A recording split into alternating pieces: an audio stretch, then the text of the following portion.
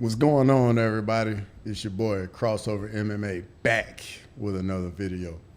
And for today, I'm going to do a little recap about UFC 304. I'm also going to throw a little bonus fight in there as well, since I talked about it in my pre-fight breakdown. That's the Muhammad Mokaev Manil Cop fight. So with that being said, let's get right into it. So first fight, Muhammad Mokaev Manil Cop.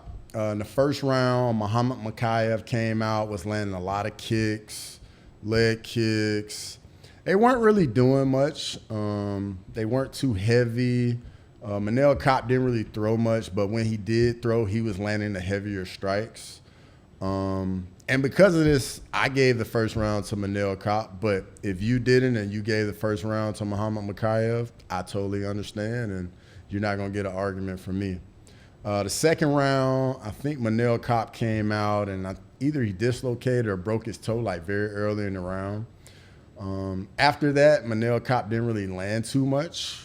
Muhammad Mokaev was doing pretty much the same thing he was doing in round one, just landing a lot of kicks, throwing mostly kicks. And with that, I thought it was a clear 10-9 for Muhammad Mokaev, so I had it 1-1 going into round three.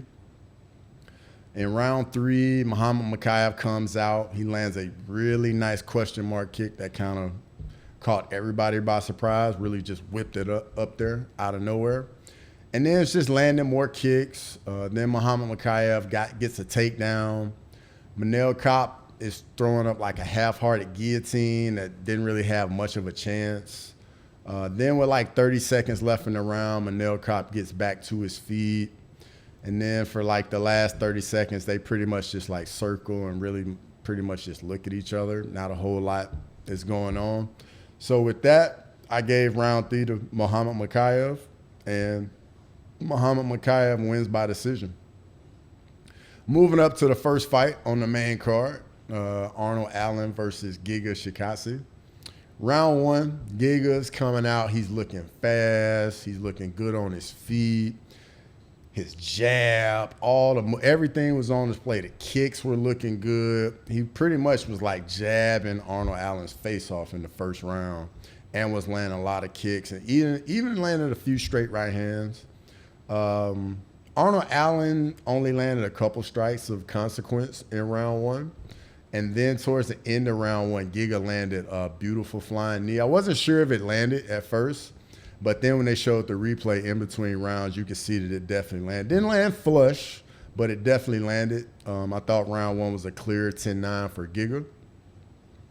Then moving on to round two, Arnold Allen came out. You could tell he was really circling towards his right to get that, to win the lead outside foot position against Giga.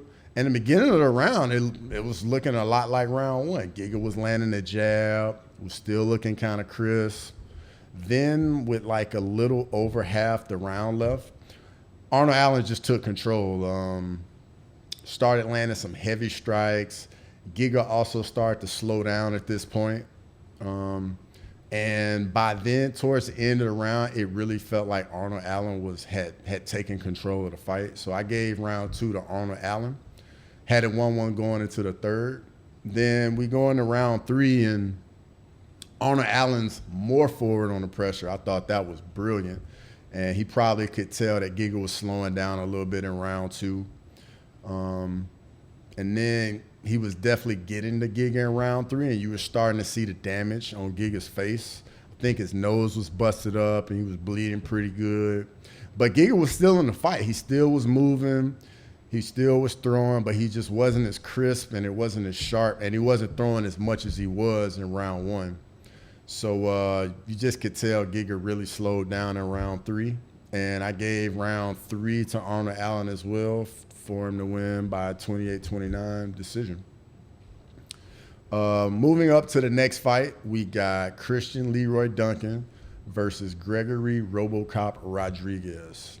So in round one, at the start of the fight, both guys coming out, you can tell they're trying to gain respect from one another. They're both throwing heavy shots. They throwing all the shots they're throwing half heat on it. RoboCop was getting the upper hand in the exchanges.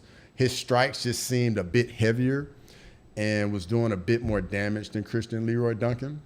RoboCop was coming forward the entire round. Christian Leroy Duncan was more on his bike, circling, moving around, trying to get out.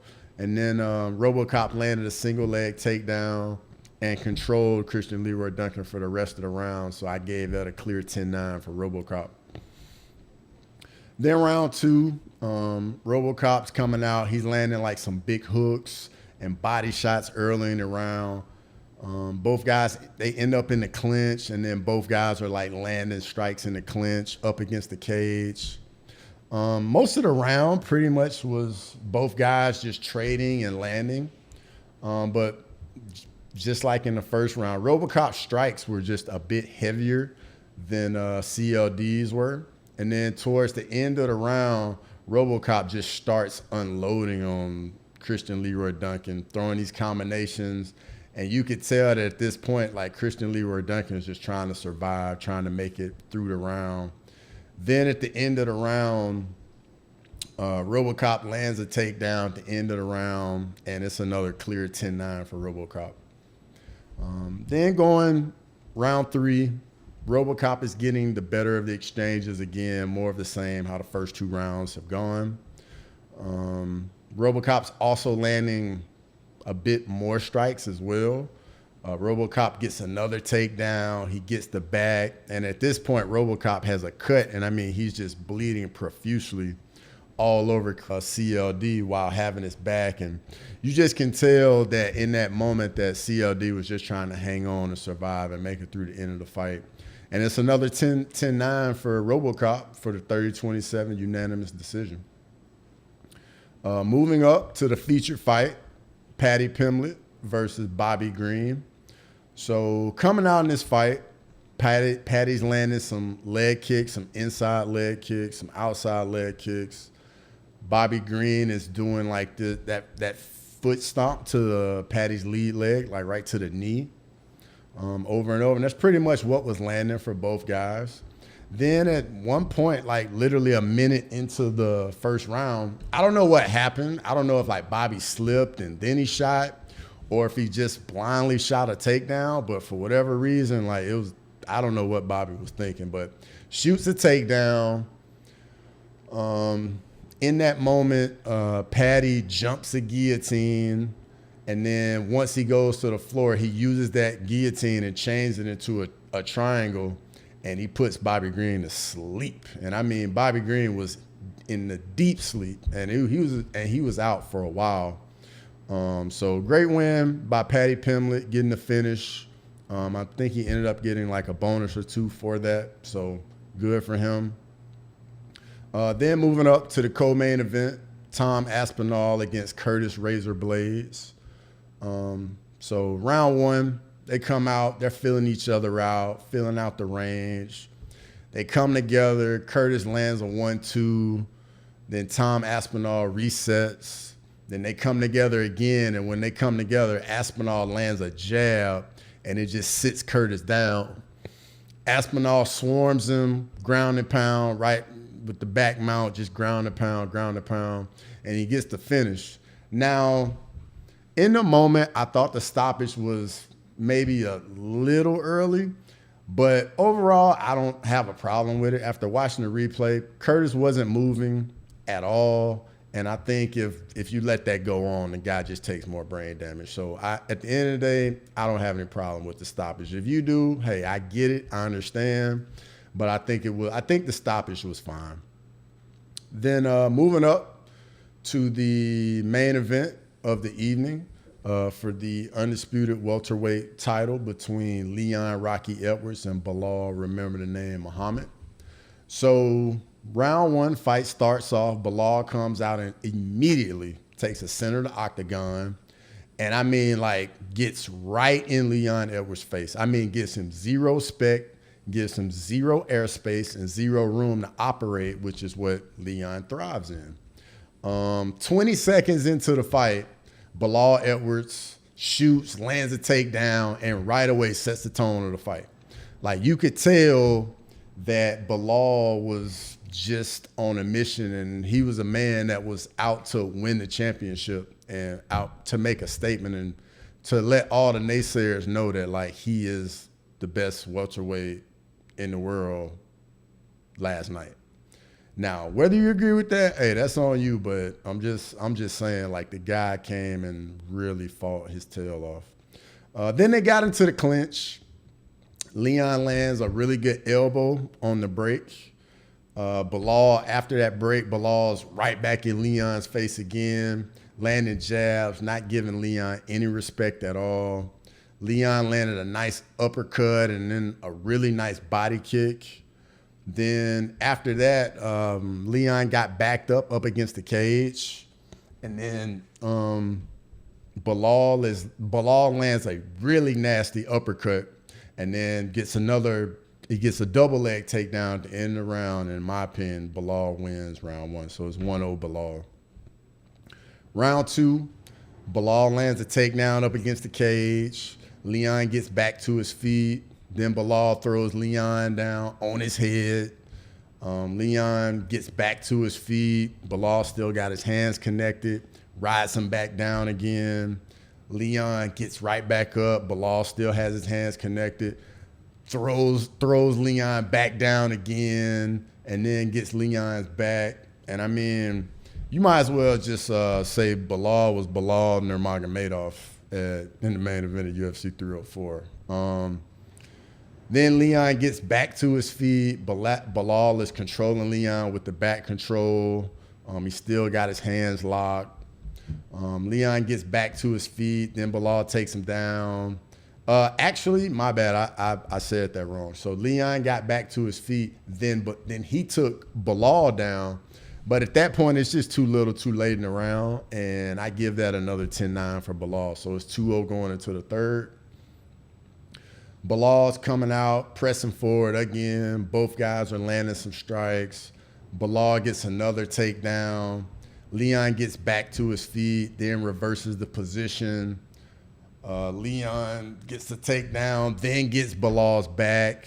Leon's working for a rear naked choke, but is unable to get it. He rides out the round for like 3 minutes, so that's a clear 10-9 for Leon. So I got it 2 rounds of 1 heading into the 4th round. So they come out for round 4. Bilal's right back on the pressure. The guys are trading shots on the feet again. Bilal's just standing right in front of him in boxing range again, just not giving Leon any airspace. And you could just tell that it didn't allow Leon to get his offense going, and it didn't allow him to get into the fight. Bilal pretty much just dictated the pace and the fight to Leon the entire fight. And I don't know if you watched my before the fight how Bilal wins, and Bilal literally did exactly what I said in that video. I mean, it was pretty impressive to watch. I got to give it to him. Bilal's landing some strikes, shoots another takedown, gets the takedown, gets Leon's back until Leon reverses with 30 seconds left in the round. But it's too little, too late. And Bilal wins the round again, 10-9. So at this point, I got it 3 rounds to 1. Bilal Muhammad going into round 5. So round 5 starts off. Bilal putting more pressure on Leon again, and he's standing right in front of him again. Leon's throwing a little bit more. You can tell that in between rounds, like his coaches really got on him. He came out with some more energy in round 5, was landing some more strikes.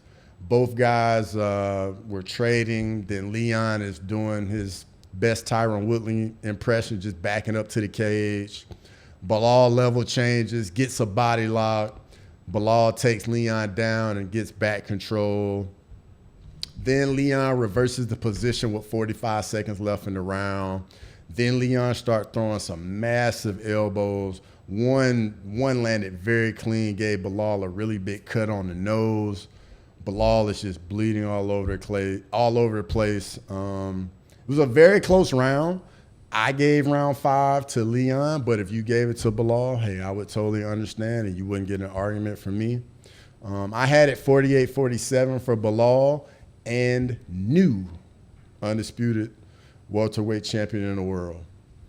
Well, if you made it to the end of the video, I really appreciate it. Let me know what you guys think in the comments, whether you agree, disagree, how you scored it, if you had it differently, any of that. But comment, subscribe, and until next time.